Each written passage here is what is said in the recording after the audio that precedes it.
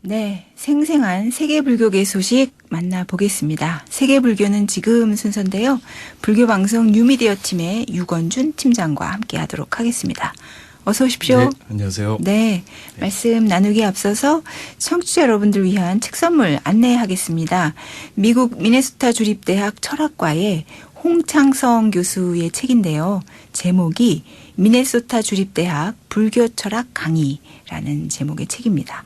책 선물 받고 싶으신 분들은 지금 바로 휴대전화 샵 2842번이나 모바일 BBS 앱으로 신청을 하시면 몇 분 선정해서 책 선물 보내드리겠습니다.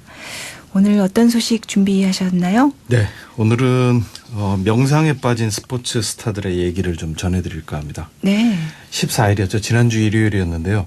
영국에서 윈블던 오픈 테니스 대회가 열렸는데 네. 결승전에서 세르비아 출신의 노박 조코비치 선수가 우승을 했는데 네. 이 선수가 아주 명상 수행을 열심히 하는 네. 그런 선수랍니다.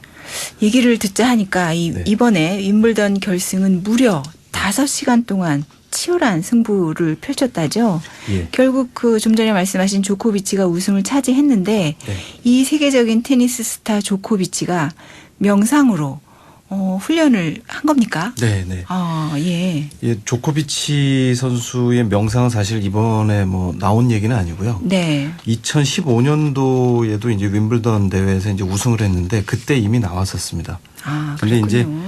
우승한 직후에 윈블던 주변에 있는 사찰을 다니면서 명상을 했다 이런 얘기를 해서 이제 화제가 됐었는데요. 문제는 이제 이 선수가 2015년도에 우승한 직후 2015년, 16년도 우승을 하고 2년 정도 슬럼프에 빠져 있었습니다. 아. 슬럼프에 빠져 있다가 이번에 다시 이제 우승을 하는데 이제 주된 어떤 계기가 됐던 게 자기가 경기에서 온 어떤 중압감, 스트레스 이런 것들을 이기기 위해서 사찰을 다니면서 명상을 했다. 이런 얘기가 이제 화제가 되고 있는 겁니다. 네. 이 조코비치 선수는 우리나라 테니스 선수 스타죠. 네. 스타 선수인 정현 선수와의 경기로 네. 이렇게 낯설지 않은 선수인데 네. 그럼 이 조코비치 선수가 언제부터 명상과 인연을 맺은 건가요? 예. 이 선수가 이제 본인이 명상을 했다라고 이제 밝혔던 건 이제 2015년도가 처음인데요. 아. 실제로 이렇게 내용을 보면 네. 그 이전에도 계속 명상에 관심을 갖고 있었던 걸로 보입니다. 아, 그렇군요. 그래서 제가 좀 찾아봤더니 네. 이 선수가 윈블던에 올 때마다 다니는 그 절이 도대체 어디냐 이게 나와 있지 않더라고요. 궁금한데요. 예, 그래서 찾아봤더니 윈블던 근처에 있는 태국 사찰입니다. 아. 왓 부다파티파라는 절인데요. 이 절의 스님께서 친히 또 이 조코비치가 와서 명상을 하고 간다는 이야기를 유튜브에 올려놨더라고요. 아. 그래서 이제 그 얘기를 보니까는 이 선수가 이미 그 전부터 명상을 계속 해왔다라는 걸 알 수 있었고요. 이 선수가 이제 슬럼프에 빠졌던 게 29살 때였는데 29살 때 보통 이제 테니스 선수들이 그때쯤에 슬럼프를 한번 겪는다고 합니다. 근데 이 선수는 그때부터 해서 이제 다시 명상에 다시 이제 심취하고 수행을 하면서 마음을 다잡고 2018년도 말부터 이제 다시 반등하기 시작해서 올해까지 이제 우승을 이어가는데 명상이 큰 역할을 했다는 겁니다. 네. 실제로 이제 지난번에도 타이거 우즈 선수의 이제 이야기도 소개해 드렸는데 네. 운동 선수들에게 있어서 이 슬럼프라는 건 어떻게 보면 좀 불가피한 측면이 있는데 이 선수들이 명상을 통해서 자기 내면을 다시 한번 스캐닝하고 되돌아보면서 어떤 마음을 다잡는 이런 계기로 삼고 있는 사례들이 골프라든지 이번 이 테니스 말고도 여러 종목에서 이제 그런 사례들이 나타나는 것 같습니다. 네. 슬럼프에 빠졌던 선수를 일으켜 세우는 명상의 힘. 네. 이젠 팩트네요. 팩트. 네. 이번에 이 윈블던 결승에서도 마지막까지 정말 한순간도 예. 숨 돌릴 수 없을 정도로 팽팽한 접전이었다죠. 예. 네. 조코비치는 근데 의외로 긴장을 한다든가 이런 모습 보이지 않았다는데 그런 사연이 있었군요. 네. 사실 경기를 저도 이제 경기가 끝난 다음에 봤는데 아, 그러셨군요. 경기가 4시간 57분이었습니다. 정확하게. 정확히. 아. 그리고 마지막 세트가 거의 한 1시간 반 이상 진행되는. 네. 그러니까 6점을 내면은 이기는 세트를 거의 한 25점까지 계속 타이브레이크 마지막으로 이제 가면서 이제 오. 굉장히 그 경기가 그 숨 돌릴 틈 없는 그런 경기였습니다. 네. 근데 이제 이 조코비치가 2016년도 말에 그 테니스 선수로는 그랜드슬램을 이루면서 육체적이고 정신적인 스트레스와 이런 고통이 심해져서 테니스를 그만둬야겠다라는 생각까지도 했다고 합니다. 아. 근데 이제 그때 꾸준히 다시 한번 명상을 하면서 슬럼프를 극복하고 그리고 지난해 말부터 다시 제2의 전성기를 맞는 것이 아니냐 할 정도의 어떤 활약을 보이고 있는 겁니다. 네. 근데 이 조코비치 선수가 그냥 단순히 자기만 명상을 하는 게 아니라 그 자기 이름을 딴 재단을 만들어서 어린이들에게 후원하는 걸로도 유명합니다. 네. 근데 그 후원 프로그램 중에서 보면 마인드업 프로그램이라고 해서 어린이용 그 마음챙김 명상 프로그램을 운영을 하면서 후원하는 프로그램이 있습니다. 네, 멋지네요. 예, 그래서 자신의 경험을 바탕으로 해서 아. 어린이들의 스트레스와 불안을 줄이고 네. 감정과 행동을 조절할 수 있는 명상을 가르치는데도 후원을 아끼고 있지 않습니다. 네. 네. 이번 그 윈블던 결승에서 아까 말씀하신 그 마지막 숨가쁘게 진행된 그 접전에서 네. 결국은 실력으로 승부가 나기보다는 누가 더 집중을 하느냐에 따라서 달리지 않았을까 생각이 막 드는데 네. 사실 이 조코비치 선수 말고도 스포츠 분야에서의 명상 활용은 꾸준히 늘고 있지 않나요? 예, 맞습니다. 뭐 대표적인 사례 중에 하나가 미국의 프로농구 협회 이야기인데요. 아, 그렇죠. 예. 미국에서는 이미 1990년대에 그 프로농구계를 휩쓸었던 시카고 불스라는 팀이 있었습니다. 네, 유명하죠. 필 잭슨이라는 감독과 마이클 조던, 그다음에 뭐 코비 브라이언트라든지 데니스 로드맨, 뭐 이런 유명한 선수들이 미국 프로농구의 한 시절을 풍미했던 그런 시절이 있었는데 이 필 잭슨 감독이 아주 명상 매니아였습니다. 네. 그래서 이 유명한 선수들이 필 잭슨 감독 밑에서 아니면은 자기는 운동하지 않겠다고 할 정도로. 아, 네. 근데 이 필 잭슨 감독은 스스로가 젠 마스터라고 이제 이야기할 정도로 명상에 대한 어떤 확고한 철학을 가졌던 사람으로도 유명합니다. 근데 이런 경험이 있어서 그런지 최근 포브스 보도에 따르면은 전미 농구협회인 NBA 네. 그리고 여자 프로농구협회인 WNBA가 네.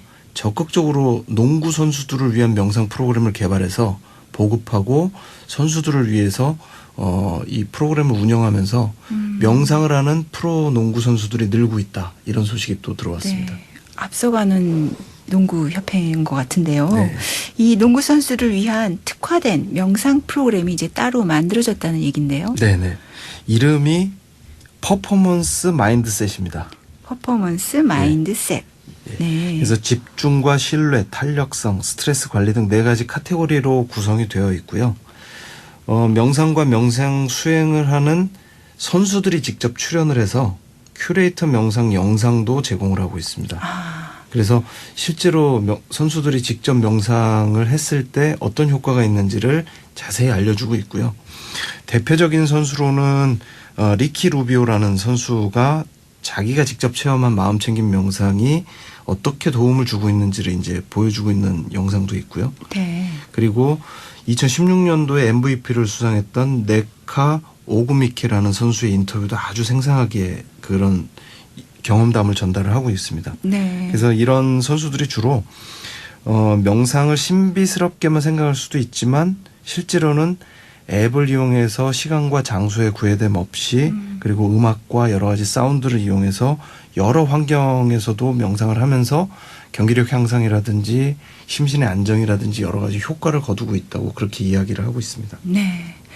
사실 이 스포츠의 경우는 승부욕도 승부욕이지만 결국 상대와의 그 심리전이 경기 결과를 좌우하는 측면이 많았던 것 같아요. 그렇습니다. 그만큼 이제 긴장 속에서 경기를 해야 되기 때문에 예. 내 마음을 스스로 먼저 컨트롤이 된 선수가 승리를 그렇죠. 거머쥐는 경우가 많더라고요. 네네.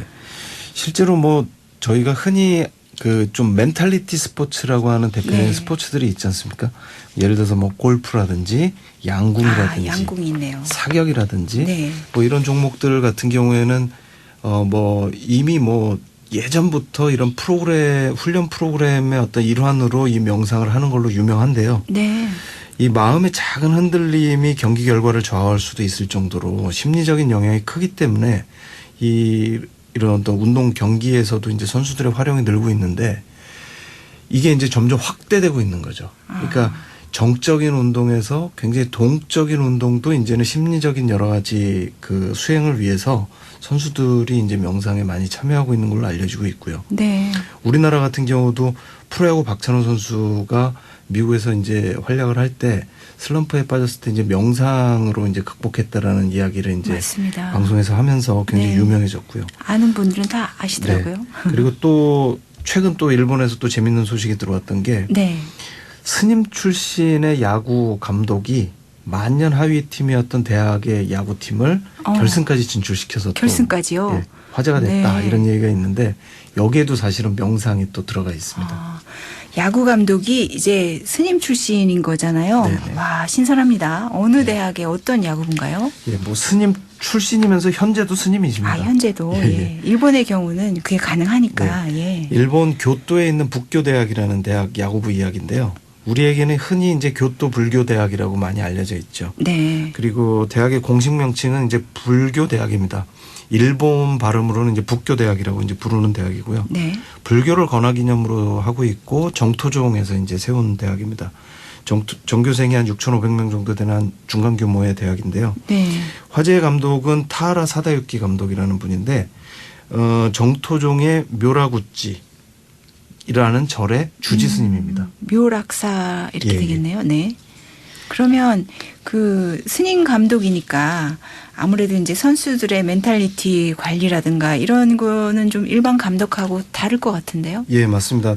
이 스님 감독답게 불교적인 철학을 굉장히 강조합니다. 네. 인터뷰를 봤더니 모든 스포츠는 이기겠다는 집착을 바탕으로 하고 있기 때문에 그 마음 자체를 없앨 수는 없지만 그렇다고 해서 승리에 대한 집착이 과도해지면 마음이 흔들리고 평소대로 플레이를 할 수 없기 때문에 오히려 선수들이 경기력을 저하시킬 수 있는 그런 요인이 된다. 그래서 자신은 명상을 자주 시키고 선수들의 인성과 자주성을 높이는 데 가장 큰 목표를 두면서 지도를 하고 있다. 그래서 이 야구팀이 사실은 작은 야구팀이고 이렇게 뭐 두각을 나타내던 팀이 아니었는데 이번 전일본 야구 대회에서 무려 결승까지 올라가서 네. 메이지 대학에 져서 아깝게 준우승을 했지만 굉장히 좋은 성적을 거두면서 이 명상과 불교 그리고 이제 스포츠가 어떻게 결합되는지를 좀 보여준 사례가 됐습니다. 네. 자, 홍창성 교수의 책 선물 받으실 분 발표하겠습니다. 휴대전화 뒷번호 2194번 쓰시는 분 하고요. 또 9968번 쓰시는 분 주소 보내주십시오. 책 선물 보내드리겠습니다. 유건준 팀장과 함께한 세계불교는 지금 오늘은 여기서 인사 나누도록 하겠습니다. 고맙습니다. 네, 감사합니다.